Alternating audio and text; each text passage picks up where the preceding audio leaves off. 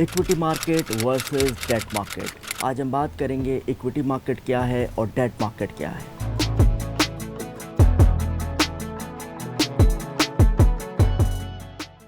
Second, ये जो global economic scenario है इसका क्या इम्पैक्ट होगा इक्विटी मार्केट के ऊपर और डेट मार्केट के ऊपर। सबसे पहला डिफरेंस, इक्विटी मार्केट के अंदर इन्वेस्टर परचेज करते हैं कंपनी के शेयर्स, और शेयर की जो परचेजिंग और सेलिंग है ये आपको ऑनरशिप का एंटाइटलमेंट देती है। इसके अगेंस्ट में डेट मार्केट के अंदर इन्वेस्टर परचेज करते हैं कंपनी के बॉन्ड्स, और बॉन्ड की परचेजिंग और सेलिंग आपको ऑनरशिप का एंटाइटलमेंट नहीं देती। सेकेंड, इक्विटी मार्केट एक हाईली वॉलेटाइल मार्केट है और ये ऑफ़र करती है हाई रिटर्न्स। इसके मुकाबले में जो डेट मार्केट है ये एक लो वॉलेटाइल मार्केट है और ये ऑफ़र करती है लो रिटर्न्स और यूजुअली फिक्स इनकम स्ट्रीम। तो equity market high risk high return, debt market low risk low returns. Third difference, equity market के अंदर इन्वेस्टर को रिटर्न्स मिलते हैं in the form of dividends and the capital gains. Dividend क्या है? Dividends दो तरीके के होते हैं, एक कैश डिविडेंड और दूसरा बोनस शेयर्स। कैश डिविडेंड क्या है कि कंपनी ने अनाउंस किया वो $1 पर शेयर डिविडेंड देगी।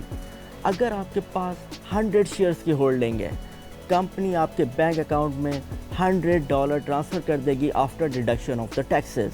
सेकंड, बोनस शेयर्स, कंपनी ने अनाउंस किया कि वो 25% बोनस शेयर्स अलॉट करेगी अपने शेयर होल्डर्स को।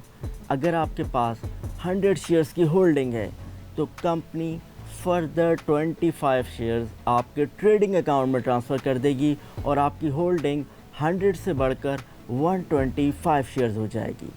दूसरा, कैपिटल गेन और प्राइस एप्रिसिएशन। कैपिटल गेन क्या है?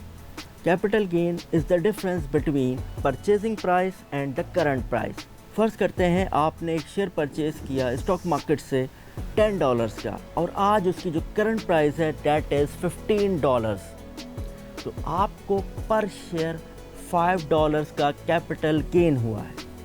इसके मुकाबले में डेट मार्केट के अंदर इन्वेस्टर्स को जो रिटर्न्स मिलते हैं वो मिलते हैं in the form of interest payment, either annually, quarterly, semi annually और मंथली बेसिस के ऊपर। दूसरा, आपका बॉन्ड मैच्योर हो जाएगा after completion of the tenure, either at par value और द मार्केट वैल्यू। चौथा difference between equity and debt market is equity stake holders के पास वोटिंग राइट्स होते हैं।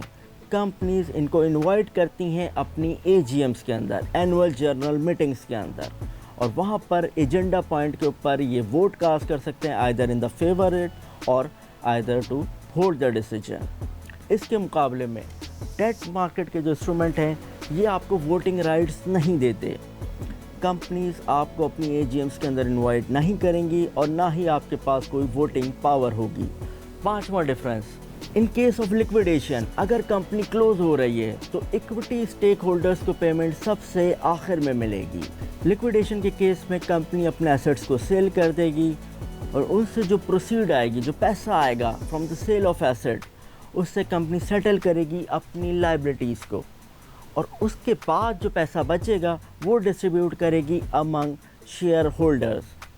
इसके मुकाबले में डेट इंस्ट्रूमेंट होल्डर्स को फ़ायदा है, उनको पैसा पहले मिलता है as compare to the equity stake holders.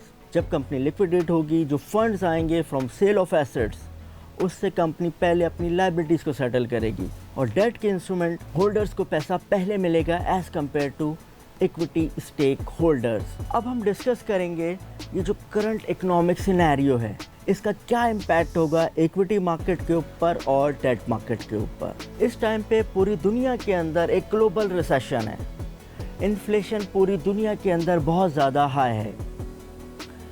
इसका क्या इम्पैक्ट होगा इक्विटी मार्केट के ऊपर?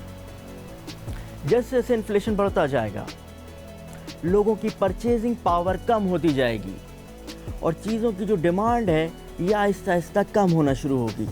तो कंपनीज़ को क्या करना पड़ेगा कि उनको अपनी जो प्रोडक्शन टारगेट्स हैं उनको अलाइन करना पड़ेगा with respect to the demand.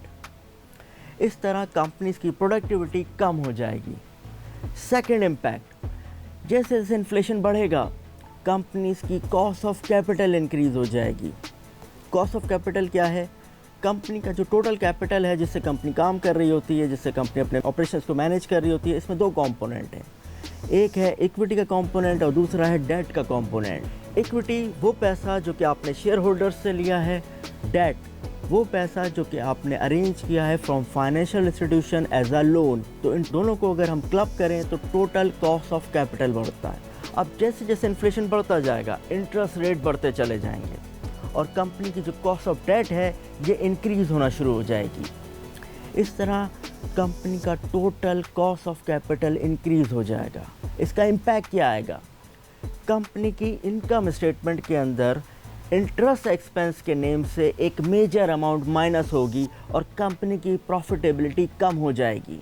और जब कंपनी की प्रॉफिटेबिलिटी कम होगी तो कंपनी की जो डिविडेंड पे करने की एबिलिटी है वो कम हो जाएगी।